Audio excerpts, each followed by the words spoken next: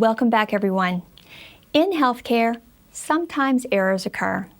If you work in an environment which punishes those who make unintentional mistakes without getting to the root of the problem, employees may not feel comfortable disclosing that the event occurred, which of course may lead to additional errors, putting patients at risk.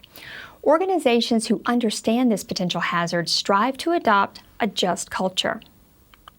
A just culture balances the need for an open and honest reporting environment with the end of a quality learning environment and culture.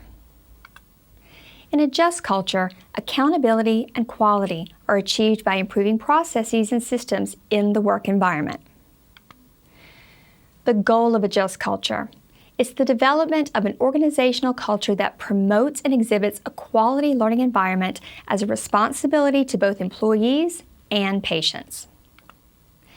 Every employee is held accountable for patient safety and the quality of his or her practice choices. In a just culture, the focus is on systems design rather than blame for errors. There are some requirements. It requires the creation of an open, fair, and learning environment, the design of safe systems, management of behavioral choices. To create a just culture, all organization layers must be engaged in open communication and willing to shed any preconceived notions of error reporting. For many organizations, the largest barrier is the establishment of trust, which is vital in the reporting of errors and the analysis of processes. One of the first steps in establishing trust is setting organizational rules and practice standards that are applicable to all layers of the organization, based on mutual values and a communicated, enforced mission statement. Every member of the organization needs to know the strategic plan and what's expected. The key is to manage these expectations along with behaviors. Now, there are three categories of behavior: human error, at-risk behaviors, and reckless behaviors. Now, many times, human errors are attributed to poor processes, or poor programs, poor education, or poor environmental issues or situations. These errors are managed by correcting the cause, looking at the process, and fixing the deviation, not the human. At-risk behaviors, these occur when it's easier to make the wrong choice. For example, working around the medication administration policy by pulling a medication under another patient's name in an emergency, or failing to scan a medication when the scanner won't accept the patient's band but delivering the medication anyway. The way to address this, once identified, is to make the correct choice more rewarding. For example, by recognizing scanning compliance, or setting up medication dispensing systems with medications that can be placed in override in an emergency situation so that the correct patient is identified. For reckless behaviors, this is addressed by correcting the person. Reckless behavior by choice is when a nurse intentionally disregards medication administration policies and deliberately forgoes the safety mechanisms.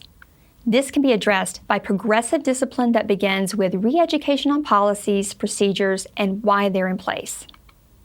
Continued failure to follow policies and procedures places the following at risk: patients, staff, and the whole organization.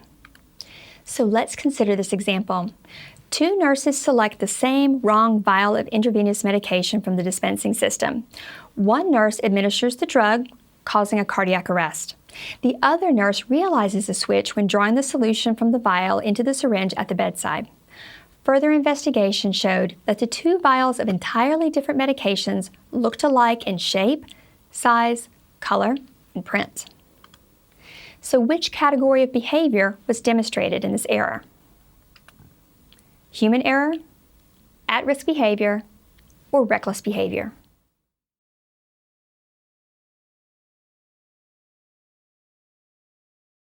The correct answer is human error.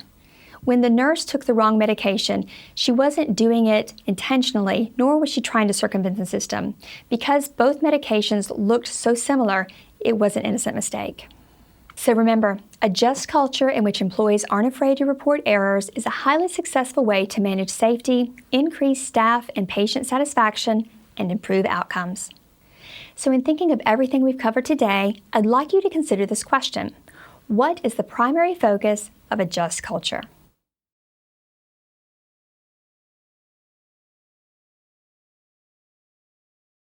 Its focus is on systems design rather than blame for errors.